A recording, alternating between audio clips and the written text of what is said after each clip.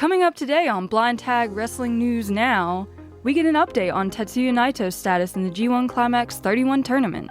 We'll also discuss the first official statement from Nature Boy Ric Flair concerning the fallout from last week's Dark Side of the Ring, Plane Ride from Hell sexual allegations, as well as some of the immediate fallout.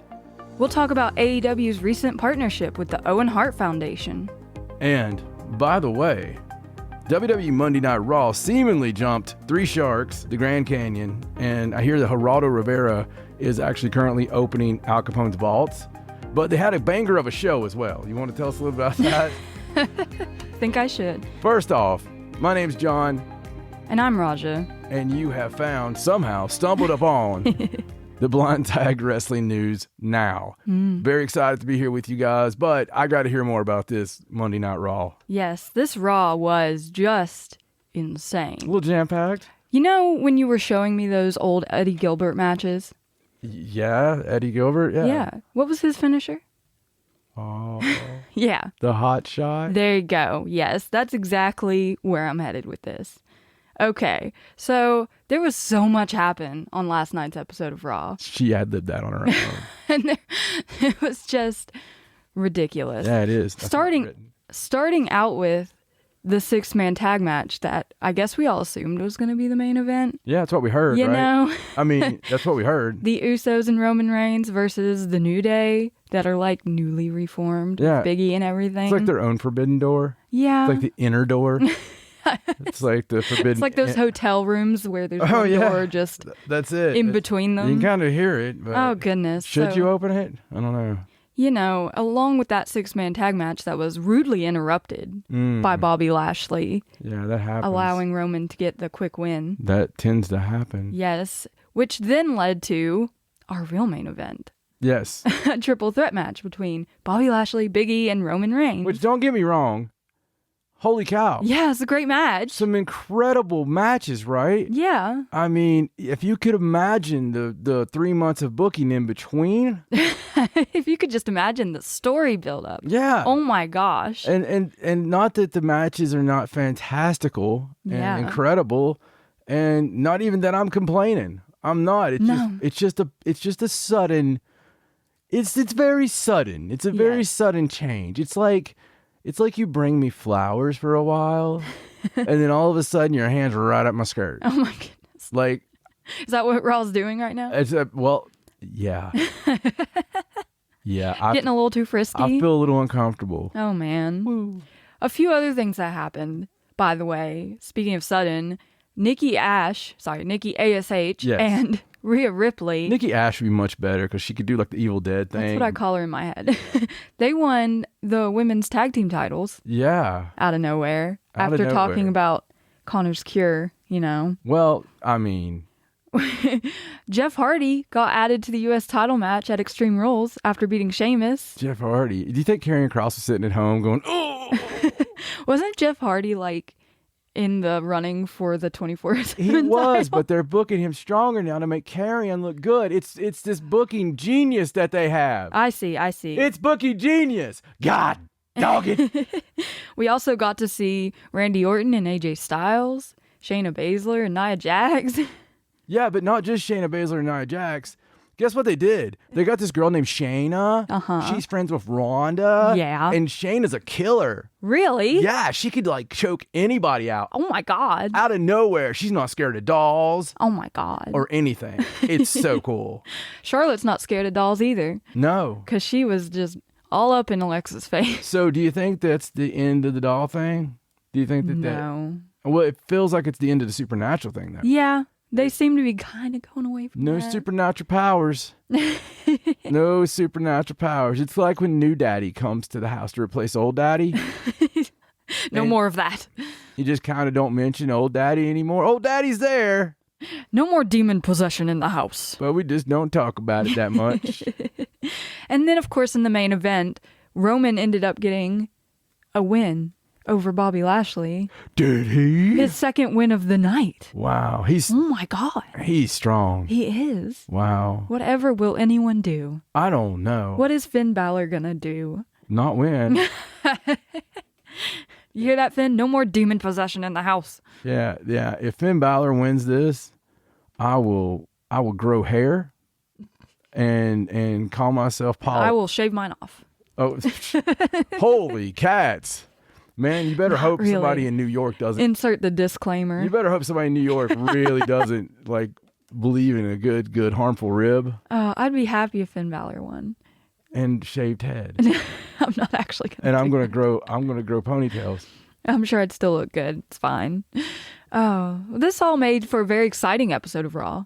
Yes, that's for sure. The best, most exciting episode of Raw in a couple of years. Yeah. I mean, there was different matches since before the word that I won't say because it'll make you spit again. Oh, you mean the pandemic? It's a gypsy thing.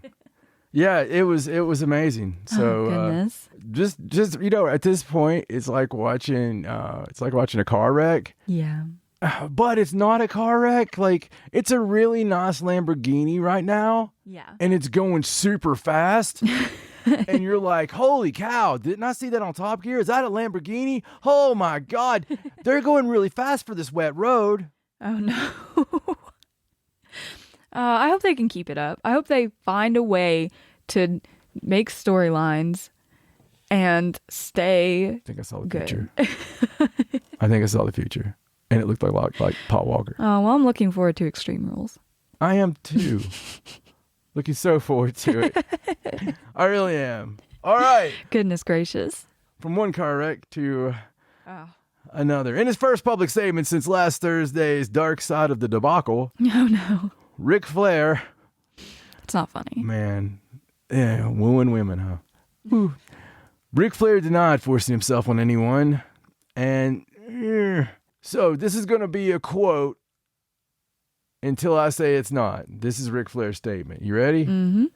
Every person that I've worked with has said not to post a response, but I've never run from past behaviors before, and I'm not going to start now. I want to clarify a few things. About 4 years ago, I gave ESPN full access to my life for a 30 for 30 special. They covered taxes, financial issues, adultery, divorces, the passing of my child, and drinking and partying at length. He goes on, unquote. He goes on to talk about Roy Karff, this guy he obviously hates, but that writes a lot of stuff. He said, this is the God's honest truth. Something about what Roy wrote. Mm-hmm. I'd never heard that he forced himself to touch, his genitals or someone else. He's never forced himself to touch his genitals, which is quite the man. This is a very serious thing. We shouldn't be. He's the master of his domain. He is. Damn it, Raja. Sorry. I'm trying to be very serious about this. So anyway, everything with Ric Flair is construed as negative. I tried to address in the 30 for 30. His drinking, his philandering, his adultery, his money problems, quite a bit. But never, at least in the people that I spoke to, no one ever brought up that he tried to force himself on someone. I allowed my personal life and the lives of my wife and children to be turned upside down for one reason. Whether it's good or bad, even the really bad, the truth has to matter, even in wrestling. My issues have been well documented over my 40-plus year career. The impact of drinking too much, which nearly killed me 5 years ago, has been told time and time and time again. It's the third time on that. The reason Rory, or anyone else for that matter, never heard stories of me forcing myself on anyone is simple. It never happened. And that's his statement. I don't want to put too much of my own commentary on it because we're talking about things involving a victim's statements that's obviously bothered this person for, years and years. Right. And for 20 years. So the only thing I will say is what WWE's response has been to the whole controversy. Mm-hmm. For them, they have actually pulled his merchandise from the WWE shop, and there was quite a bit of merchandise. And also during their Then Now Forever external, hard drive, the Woo is now gone. So there was a wooey little spot last night on Raw when the fans were wooing, and Alexa says that's not even Charlotte's, and Charlotte's like, you're one to talk. Yeah, we want to talk about original, huh? Yeah. So it's unfortunate. I hope that this is, resolved. And I really do. I hope that there's some closure in this. And I hope that maybe some of these behaviors, coming to light like this really helps the future. Mm-hmm. I think that we always learn from things like this, but that's all I really want to put on that because it's such a heavy thing. Well, this isn't quite heavy in the same way, but it's still very sad for us because we've learned that Tetsuya Naito will be withdrawing from the remainder of the G1 Climax 31 tournament. Yeah, that sucks, man. It really does. Unfortunately, in his match with Zack Sabre Jr., he sustained injuries to his meniscus and MCL in his left knee. Oh, yeah. It sucks so bad. It does. And I also apologize for the fact that I had a friend send me this picture. It's great, though. It's great in a very bad way. I feel very ashamed. I'm sorry that I have a terrible friend that sent me this picture that he apparently found on the internet. Oh.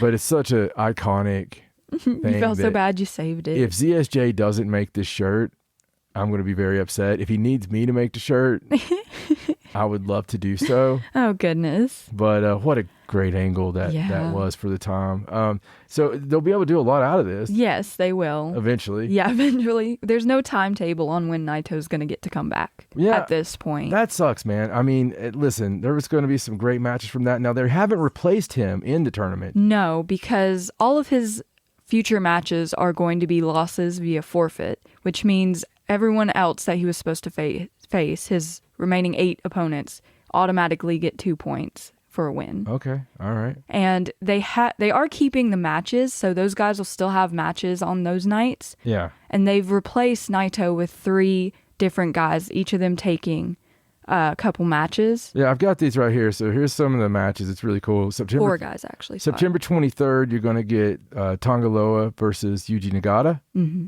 You're going to get, and that's on the night 3. Night 5, on September 26th, you're going to get Shingo Takagi versus Yuji Nagata. On September 30th, it'll be Yujiro Takahashi versus Bushi. Mm-hmm. On October 3rd, you're going to get Toru Yano versus Bushi. On October 7th, holy God, you're going to get Kenta versus Hiromu Takahashi. Yay, Hiromu. On October 9th, on night 13 of G1 Climax 31, replacing Naito in this one, you're going to get Tomohiro Ishii versus Hiromu Takahashi. Oh, jeez. Someone's going to die. Hopefully it's not Hiromu.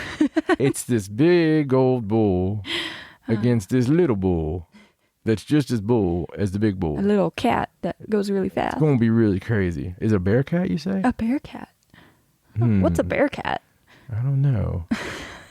I bet it's nothing to make fun of, though. I bet that a bear cat, although some people will make fun of it, is probably a barrier breaking wrestler from the past that it's really an honor to use the name of now. Probably. Way to go, Keith Lee. I think it's really cool. So just saying, I heard somebody else like poking a little fun at it. Right. I'm like, you don't even know where the Bearcat name comes from. So the Tomohiro Ishii versus Hiromu Takahashi, I'm there for it. Yes, we're here for it. Yeah. October 13th, which is a great day. Just a great day. It's almost as good as Halloween, isn't it? Especially when it's on a Friday. That just makes you like, you want to go on a date? Let's do something creepy. So I don't know why I sound like Frankenfurter. I want to do something creepy. So G1 Climax 31, night 15, Kota Ibushi versus Satoshi Kojima. That'll be a good match. October 18th is night 17, the Great Okan versus Kojima. So there you go. We still get to see everyone the same amount. We just don't get Naito anymore. And you get a couple of really cool matches out of it. Yeah, for sure. And we get to see Hiromu, which I'm happy about. Always. I mean, he's got some tag matches and some matches against Young Lions in there. But the Young Lion matches are going to be great. Oh, yeah. He's just going to run wild. He beats the poo out of you. You got little pieces. Never mind. We hope Naito gets healed and better soon, though. So we can see him back. Yes, we do. Maybe while he's injured, your boy will come in and take over. Andrade. Don't tease me. It's the perfect opportunity. It's been the perfect opportunity since you came. Just saying. Oh. All right, go. Oh, it's your turn. It is my turn. You've I'm sorry. You've messed up the apple cart. I apologize. I didn't mean to ruin everything with my theories. You can't bring up Andrade coming back to New Japan and expect everything to be fine. Doing things with all the IJs or the LIs. The LIs, not the IJs. So we're going to do something heartwarming now, which is, I can tell why I'm doing this story, not you, Shade Queen. So, I would be nice. AEW amazing story came out yesterday about the Owen Hart Foundation and everything to do on working with Martha Hart's deal there with the Owen Hart Foundation. So they announced a new partnership on Monday, which will include the creation of the Owen Hart Cup tournament. Oh, so excited. And the collaboration will also include production and distribution of unique and original Owen Hart merchandise like action figures. Woo. Pretty excited. Apparel, posters, and other collectibles, and the inclusion in the upcoming AEW console video game. Oh, you could play as Owen Hart. Hopefully Brett too. That'd be kind of cool. The tournament will see the creation of a cup they're calling the Owen, which is just so Canadian of them, isn't it? Who's going to win the Owen, eh? I won the Owen, don't you know? Oh, God. The Minnesotans are here. Sorry. It's okay. It's very close. It was created in 2000 and run by Owen's wife, Martha. The nonprofit foundation provides global aid to at-risk communities with scholarships, housing, food drives, backpack giveaways, and more. And of course, Owen died, unfortunately, when he was 34. He was killed during an accident while being dropped into the ring while in a harness as the Blue Blazer at the Over the Edge pay-per-view that I was watching live. Yeah. Didn't get to see that part. I mean, don't want to see that part. No. But, well, I was watching that live. I'll never forget the emotions. Ever in my life will I forget the emotions of those boys doing the promos. And I will never forget the next night on Raw. I don't care what tragedy has ever happened and the emotions you've seen. That one, for me, is the heaviest. Right. I just don't think I've ever seen that level of emotion. Well, it was so sudden. Yeah. I mean, I got to see Owen Hart live. I'd read about him in the magazines and stuff. I first saw him live in like 88, which is amazing. Oh, that is weird. Yeah. Our little Vince just killed over. He's like, don't talk about That's so weird, man. Look. Come on. Sorry, Vince. Tell me that's not some kind of like...